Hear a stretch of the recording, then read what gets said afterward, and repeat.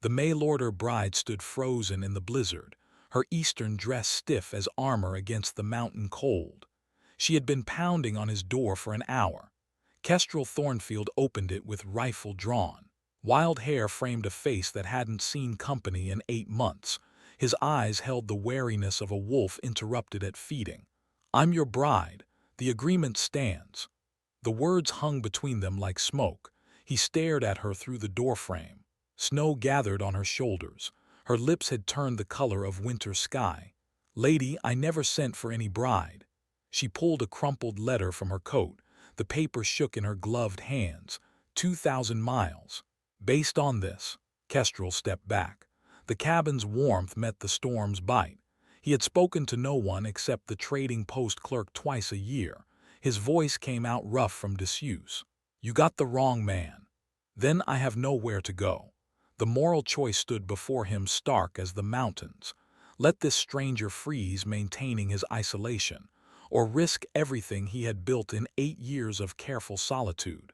He looked at her face, determined beneath the exhaustion. Her traveling bag sat in the snow like a gravestone. Kestrel lowered the rifle. She stepped inside. Her boots left puddles on the rough wooden floor. The cabin held the smell of wood smoke and leather. Rabbit pelts hung from the rafters. A pot of stew simmered over the fire. Magnolia Ashworth pulled off her gloves. Her fingers were white as bone. She moved toward the hearth without invitation. "What's your name?" "Doesn't matter. You leave at first thaw." She turned from the fire. Her eyes took in the room with a schoolteacher's attention to detail. Comanche beadwork hung beside Irish wool blankets. A fiddle rested against the wall next to a war lance. Books in 2 languages filled a crude shelf. Burned scars marked the cabin walls near the window. The wood looked melted, blackened. "What happened here?" Kestrel's face went dark as winter clouds. He set the rifle against the door. The scars on his hands caught the firelight, old burns that had healed badly. "Everyone I care about gets hurt. First thaw, you're gone." She pulled off her coat. Underneath, she wore a blue dress proper for Boston streets. It looked absurd in the mountain cabin. She hung the coat on a peg like she belonged there. "I burned my return ticket." "Then you're a fool." "Maybe, but I'm a living fool thanks to you." She moved to the stew pot. Her stomach had been growling since noon. He watched her ladle the food into a wooden bowl. Her hands moved with the efficiency of someone used to taking care of herself. "You got people back east?" "No." The single word carried weight. She sat on a 3-legged stool and ate the stew without speaking. The fire crackled between them. Outside, the wind howled through the pines. Kestrel studied her face in the firelight, high cheekbones and intelligent eyes. This was no desperate farm girl seeking a husband. Something had driven her west. Something that scared her more than a stranger's cabin in the wilderness. "Why'd you answer the letter?" She set down the empty bowl. "Same reason you're letting me stay. Sometimes you choose the risk you can see." Night fell hard in the mountains. She made a bed from her traveling blankets near the hearth. He retreated to the cabin's far corner. The space felt smaller with another person breathing in it. Sleep came fitfully. The wind rattled the windows. She turned in her blankets. He lay still as stone, listening to the storm and the sound of someone else's dreams. Dawn broke gray and cold. She woke to find him gone. His tracks led toward the tree line. The fire had burned low. She fed it kindling and set water to boil. When he returned, she had coffee waiting. He carried fresh snow in a bucket. His breath steamed in the cold air. Storms getting worse. She looked through the window. The world had turned white. Trees bent under the wind's weight. The path down the mountain had disappeared. How long? Week, maybe 2. They stood on opposite sides of the cabin. The space between them felt charged, like air before lightning. She pulled the letter from her dress pocket, unfolded it carefully. "Mrs. Delilah Whitmore wrote this from the Trading Post." His jaw tightened. "Meddling woman. She described you as a man of good character seeking companionship. She lied. About the character or the seeking." He turned away. Fed the fire with rough movements. The flames jumped higher. Light played across the burn scars on the walls. "Both." But his hands shook as he said it. and she noticed he had made coffee for two without being asked. The storm sealed them in. Days blurred together. She organized his books, swept the floor, mended a tear in his coat while he whittled by the fire. They moved around each other like dancers learning new steps. She found his journals hidden under loose floorboards, pages covered in English and Comanche script. The words revealed a man caught between worlds, belonging fully to neither. He caught her reading, his face flushed with anger and shame. "Those are private. I'm sorry. I was looking for soap." Under the floorboards, she set the journal down carefully. "I was curious about you. Curiosity killed more than cats in these mountains." But he didn't hide the journals again. Left them on the table where firelight could touch the pages, where she might read about the ghosts that drove him to this isolated place. The supplies ran low on the 10th day. Flour almost gone, coffee down to dregs. The storm had passed, but snow lay deep as a man's waist. "We have to go to town." She looked up from darning socks. "Together. You can't make the trip alone." Fear flickered across his face, not of the journey, of being seen, of questions he couldn't answer, of the life he'd built in careful solitude cracking open like ice in spring. She folded the mended socks. "Then we go together." He nodded once, sharp and final, but his hands worked the leather of his gun belt. Nervous energy he couldn't contain. That night she made a decision that would change everything. She took her train ticket from her traveling bag. The return passage to Boston she'd been saving like a lifeline. She fed it to the fire piece by piece. "What are you doing?" "Burning bridges." The paper curled and blackened, turned to ash and smoke. She watched it disappear with steady eyes. "Now we're both stuck." He stared at the flames, at the woman who had just chosen uncertainty over safety, who had picked his haunted mountain over the civilized world she'd left behind. "You don't know what you're choosing." "Neither do you." The fire settled into coals. Outside, the wind had died. Tomorrow they would descend to the world of other people. Tonight they sat in silence that felt less like distance and more like understanding. The trading post sat in the valley like a wound in the snow. Smoke rose from its chimney in a thin gray line. Kestrel pulled his horse to a stop on the ridge above town. 8 years since he'd ridden this path with another person.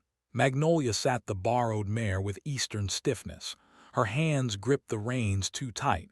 "You sure about this?" She looked down at the collection of weathered buildings. The general store, the saloon, the church with its crooked steeple. People moved between them like ants disturbed from their hill. "We need supplies." Her voice carried no doubt, but her shoulders held tension like a drawn bowstring. They rode down in silence.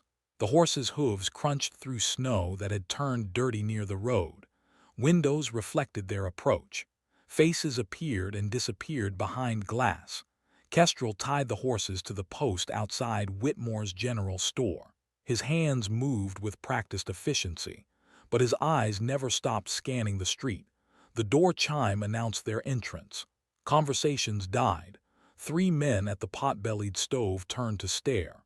A woman clutching her shawl stepped aside as if he carried disease. Mrs. Delilah Whitmore stood behind the counter like a judge awaiting verdict. Her round face had gone pale as winter flower, guilt written in every line around her eyes. Kestrel missed she couldn't meet either of their gazes. Her hands fluttered over the goods on the counter, arranging and rearranging nothing. "Need supplies." He set the list on the scarred wood. Basic necessities written in careful script. Salt, flour, coffee, ammunition. The requirements of survival stripped to bone. Mrs. Whitmore read it twice. Her fingers trembled against the paper.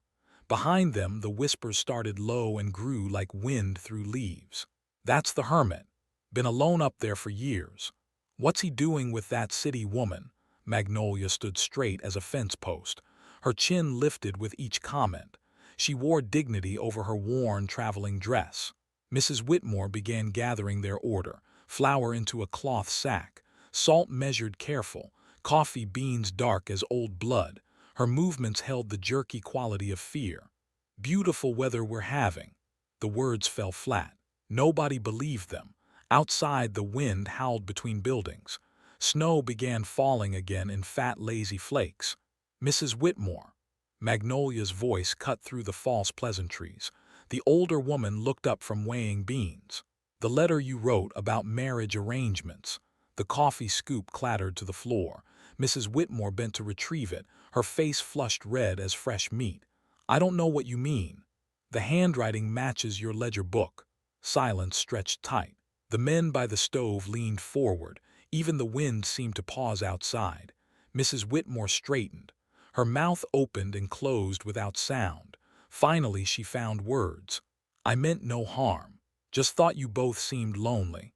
"Lonely don't mean desperate." Kestrel's voice carried the cold of high places. He gathered the supplies into his pack, each movement precise, controlled. The door chimed again, boots on wooden floor, heavy steps that spoke of authority and iron. Silas Blackwood filled the doorway, tall and lean with eyes the color of old steel. His coat bore the dust of hard travel. A badge gleamed against black wool. Pinkerton Detective Agency. He pulled papers from his coat, official documents thick with seals and signatures. His gaze found Magnolia with the precision of a hunting hawk. "Looking for a fugitive, Magnolia Ashworth. Wanted for theft in Boston. Stole money meant for orphan children." The words hit the room like stones thrown in still water. Ripples of shock and disgust spread from face to face. The woman with the shawl stepped back further. Magnolia went very still, her hands at her sides. No protest, no explanation, just quiet dignity in the face of accusation. "That's her." Mrs. Whitmore's voice cracked. She pointed with a shaking finger. Her guilt over the marriage letters transformed into righteous anger. "She lied to us all." Kestrel set down the coffee sack, turned slow to face the detective. His right hand hung loose near his gun belt. "You got proof of these claims?" Blackwood smiled, all teeth and no warmth. "Sworn affidavits, witness statements. She's a criminal running from justice." "Then why ain't you arresting her? Waiting for the right moment." "Don't want any trouble." But his eyes said different. They held calculation, planning, the look of a man working angles beyond simple law enforcement. Kestrel stepped beside Magnolia, not touching, just present. The gesture spoke louder than words. Whatever she'd done or not done, he stood with her. The trading post held its breath. Men shifted weight from foot to foot. Mrs. Whitmore wrung her hands in her apron. Outside, the snow fell heavier. "We'll be going now." Kestrel shouldered the supply pack. His movements were unhurried, deliberate, but tension coiled in his shoulders like a spring wound tight. They walked toward the door together. Blackwood didn't step aside. He studied Magnolia's face with professional interest. Mighty cold country for a Boston lady. Must be running from something powerful bad to end up here. She met his stare without flinching. "Sometimes the cold is preferable to what you leave behind." "Indeed it is, Miss Ashworth, indeed it is." He moved aside. They stepped onto the porch. The wind cut through their coats. Snow gathered in the creases of their clothes. Behind them, the trading post erupted in excited conversation. Voices rose and fell like water over rocks. By evening, the whole territory would know. The hermit and the criminal, two outcasts bound together by circumstance and choice. They mounted their horses without speaking, rode up the valley trail with snow falling thick around them. The town disappeared behind white curtains of winter. Halfway home, Magnolia broke the silence. "The money was never missing. I exposed men who were stealing from those children. They needed someone to blame." Kestrel nodded once. He'd known, something in her bearing, the way she'd faced accusation without crumbling. Guilty people ran different, hid different. "Why didn't you say that back there?" Would they have believed me? The question hung between them unanswered. Snow gathered on their shoulders. The horses picked their way careful through deepening drifts. That night they sat by the fire in silence that felt different, heavier, the weight of being truly alone in the world. No town to return to, no people who would welcome them. She mended his spare shirt by firelight. He cleaned his rifle with methodical care. Both lost in thoughts too large for words. The flames danced lower. Outside, the wind carried the promise of more snow, of winter settling deep into the bones of the mountains. She looked up from her sewing. "Thank you for standing with me." He didn't answer, just fed another log to the fire, but something in his posture had softened. The rigid line of his shoulders eased. They were both outcasts now, both carrying burdens too heavy for one person alone. The cabin felt smaller around them, more like shelter than prison. Sleep came hard that night.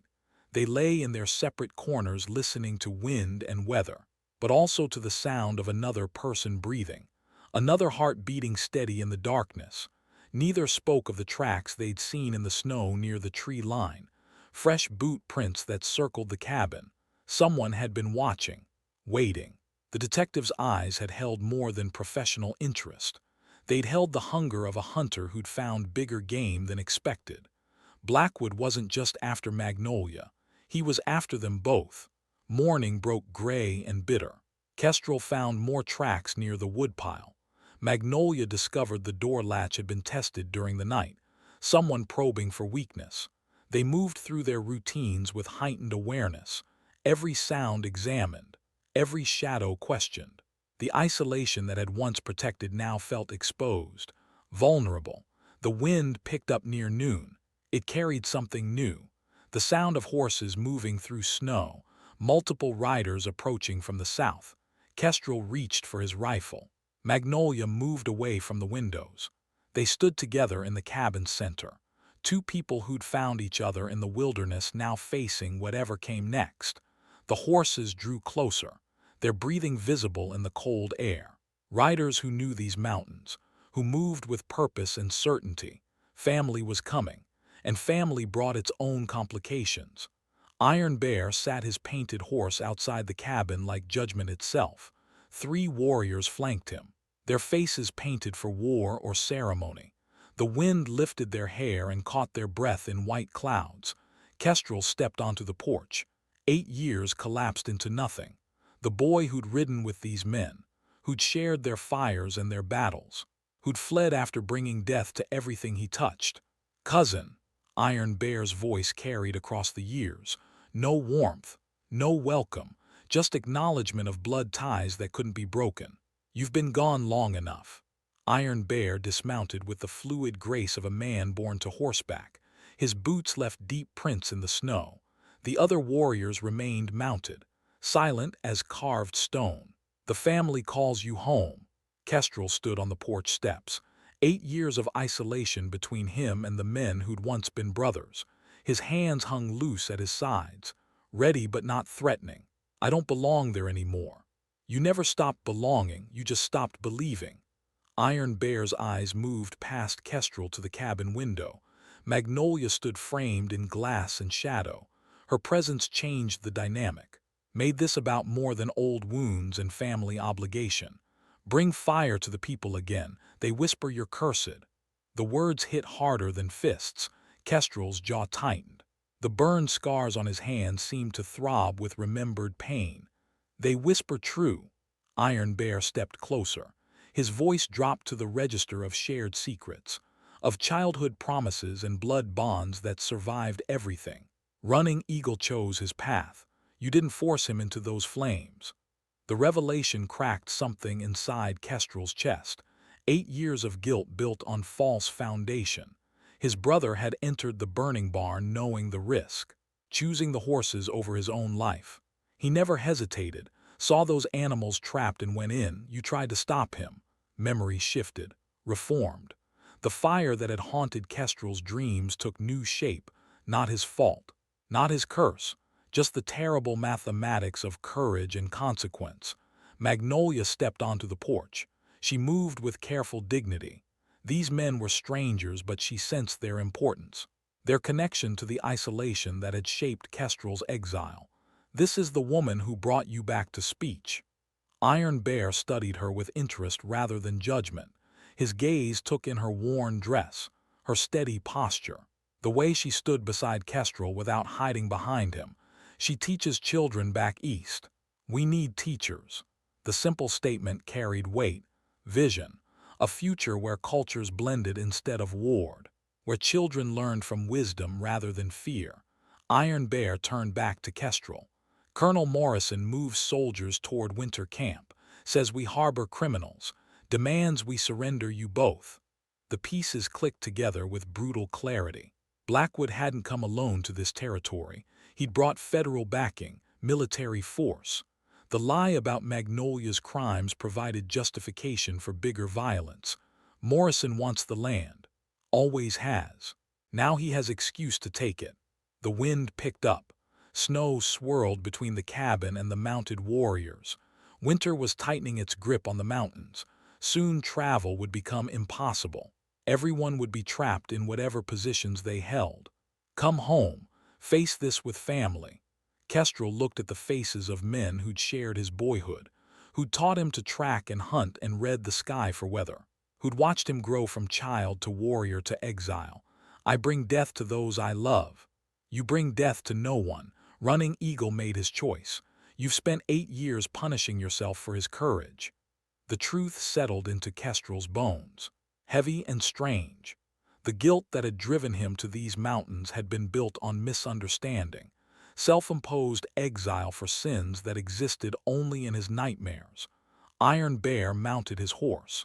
The other warriors shifted in their saddles, ready to ride but waiting for his decision. 3 days. Morrison comes whether you're with us or not. They rode south through snow that fell thick as wool. Their horses disappeared into white distance. The sound of hoofbeats faded until only wind remained. Kestrel stood on the porch long after they'd gone. Magnolia moved beside him. Her shoulder brushed his arm. Contact light as snowfall but solid as stone. They're your family. We're my family. Blood doesn't change. Only understanding does. That night she found him reading letters by firelight, pages written in careful English and flowing Comanche script, correspondence that revealed a different story than the one he'd told himself. Running Eagle wrote these.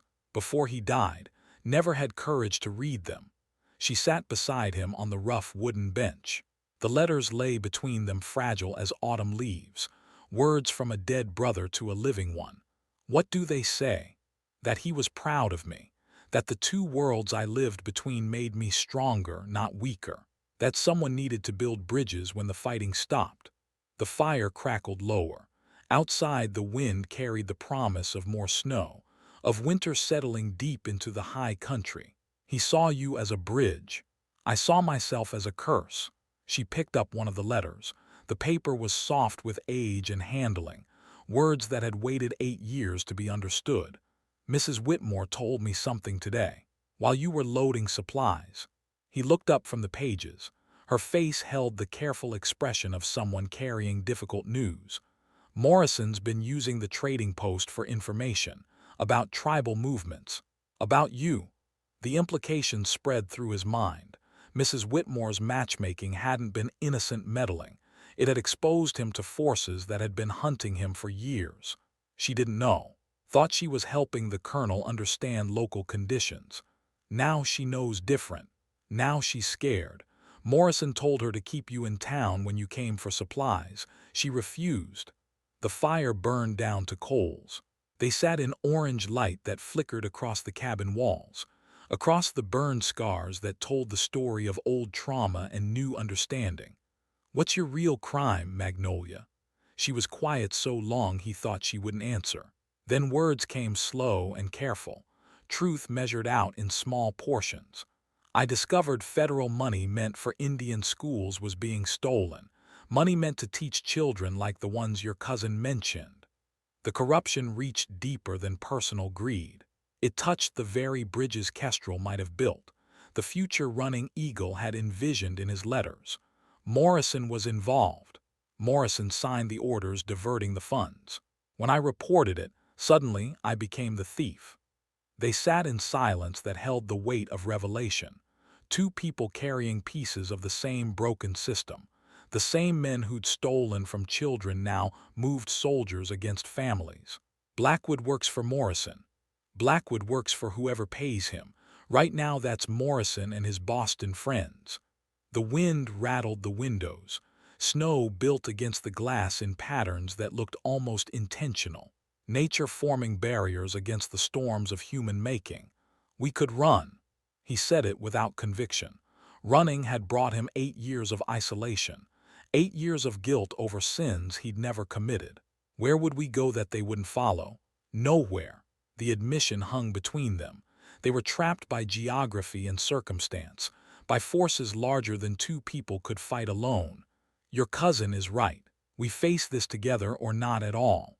Kestrel folded the letters carefully, placed them in the wooden box where he kept things too precious to lose. His brother's words, his father's fiddle, the bridge between worlds he'd been too afraid to cross. 3 days, 3 days. She moved closer on the bench. Her hand covered his on the rough wood. Her palm was warm against his cold fingers. Contact that spoke of partnership rather than romance, of shared burden rather than passion. What will you tell them? That I'm ready to stop running. The fire died to ash and ember. They sat in darkness that felt less like ending and more like beginning. Tomorrow they would start the journey to face family and enemy together. Tonight they were two people who'd found each other in the wilderness, who discovered that isolation was just another kind of prison. That courage sometimes looked like coming home. Outside the snow fell steady and thick. By morning it would cover their tracks, erase the evidence of 8 years spent in exile, leave the ground clean and white and ready for whatever footprints came next. Colonel Morrison arrived with 20 soldiers and the confidence of a man who'd never been told no. They surrounded the cabin at dawn while frost still painted the windows silver. Kestrel woke to the sound of horses breathing in cold air, metal jangling quiet against leather, men trying to move silent through snow that betrayed every footstep. He touched Magnolia's shoulder. She came awake instant and alert. No confusion, no questions, just readiness. How many? Too many to fight. Not enough to matter.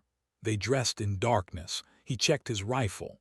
She folded the legal documents she'd carried from Boston, papers that proved Morrison's theft, evidence that had made her a target.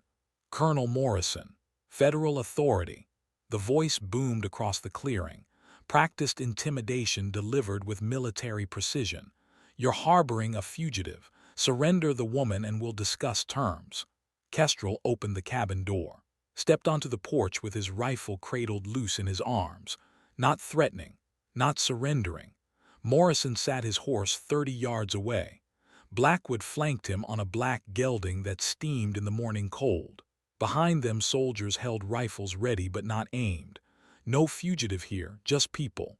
Magnolia Ashworth is wanted for federal crimes, theft of government funds. Funny thing about theft, Colonel, usually involves someone actually taking something. Magnolia appeared beside him, her documents clutched against her chest, her chin lifted with quiet defiance. The money you're claiming I stole, it's still missing, still being diverted from the Indian schools it was meant to fund. Morrison's face darkened. His horse shifted beneath him, sensing tension the way animals do. Accusations without proof. The word of a known criminal. I have proof. She held up the papers. Morrison's signature on order after order. Federal funds redirected to private accounts. Money meant for children's education flowing into the pockets of corrupt officials. Forgeries? Federal Marshal Jenkins disagrees. The new voice came from the tree line. Marshal Thomas Jenkins rode into the clearing with Iron Bear and 6 Comanche warriors. Not rescue, partnership. Morrison's soldiers turned their rifles toward the new arrivals. The morning balanced on the edge of violence. 20 soldiers, 6 warriors, 2 civilians. Math that added up to bloodshed. Stand down, Colonel. Jenkins displayed his federal badge. His authority superseded Morrison's territorial commission. But authority meant nothing if backed by insufficient force. This woman is a fugitive. This woman is a witness in a federal investigation. Into your activities, Colonel. The accusation hung in the cold air. Morrison's hand moved toward his sidearm. Blackwood's fingers twitched near his gun belt. The soldiers looked between their officers with growing uncertainty. Iron Bear urged his horse forward. The warriors spread in a loose line. Not aggressive, simply present, ready for whatever came next. My cousin returns to his people today. Kestrel stepped off the porch. Magnolia moved with him. They walked toward the mounted Comanche with steady steps, neither running nor hiding. "Stop right there." Morrison's voice cracked with strain, his careful plan dissolving into chaos. Too many variables, too many witnesses. Can't stop a man from going home. Jenkins pulled papers from his coat, federal warrants bearing official seals. "Colonel Morrison, you're under arrest for theft of federal funds, corruption, conspiracy." The morning exploded into motion. Morrison drew his pistol. Blackwood spurred his horse toward Magnolia. Soldiers raised rifles without clear targets. Kestrel moved with the fluid grace of 8 years spent surviving alone. He tackled Magnolia to the ground as Blackwood's horse thundered overhead, rolled them both behind the woodpile. Iron Bear's warriors didn't draw weapons. They simply surrounded the soldiers with the patient certainty of men who'd hunted these mountains since childhood. No shots fired, no blood spilled, just overwhelming presence. Morrison found himself alone, his soldiers smart enough to drop their rifles when surrounded. His hired detective fled on horseback toward the tree line. "It's over, Colonel." Jenkins dismounted slow and careful. His gun remained holstered, authority backed by overwhelming moral force. Morrison looked around the clearing, at the soldiers who'd abandoned him, at the warriors who watched without judgment, at Kestrel and Magnolia rising from behind the woodpile. "You don't understand what you're destroying." "Understanding it, fine. Stealing from children, blaming good people for your crimes." The colonel's shoulders sagged.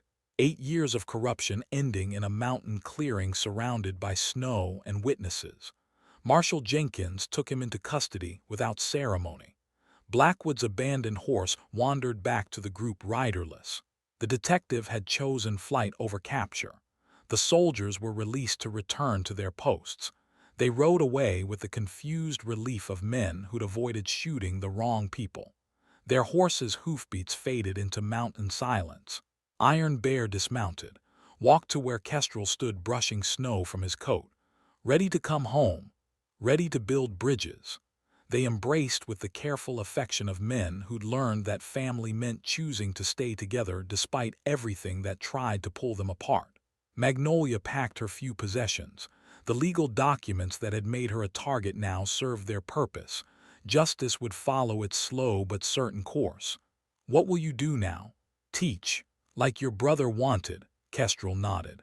Running Eagle's letters had painted a vision of schools where children learned from multiple traditions, where bridges replaced walls. "Teach where?" "Here, between your world and mine." Spring came early that year. The cabin became a schoolhouse where Comanche children learned reading and white children learned tracking, where knowledge flowed both directions. Mrs. Whitmore visited often. Her guilt over the forged letters transformed into determination to support the school. She brought supplies and books and her own grandchildren to learn alongside the others. Kestrel and Magnolia married in a ceremony that honored both traditions. Comanche vows spoken under Irish blessing. 2 cultures woven together through shared commitment. The mail-order bride had indeed taken his reins. Not through control, but through partnership. Not by changing him, but by helping him become who he'd always been meant to be. A bridge between worlds. A teacher of children. A man who'd learned that isolation was just fear wearing the mask of wisdom. The mountains held their story in snow and stone, in the laughter of children learning from each other, in the smoke that rose from their chimney carrying the scent of home. Some nights they sat by the fire reading letters from Running Eagle, words that had waited 8 years to plant seeds in ground finally ready to receive them. Outside, the wind carried promises across the peaks, of spring following winter, of growth following silence, of connection following the long years of exile. They were home, finally and completely home, and that is all to the story for now. Please let me know where you are tuning in from. Perhaps we will create a story there. Consider liking this video and subscribing to our channel, and if you enjoy our content, click this video on your screen. I promise you it's worth watching. See you tomorrow.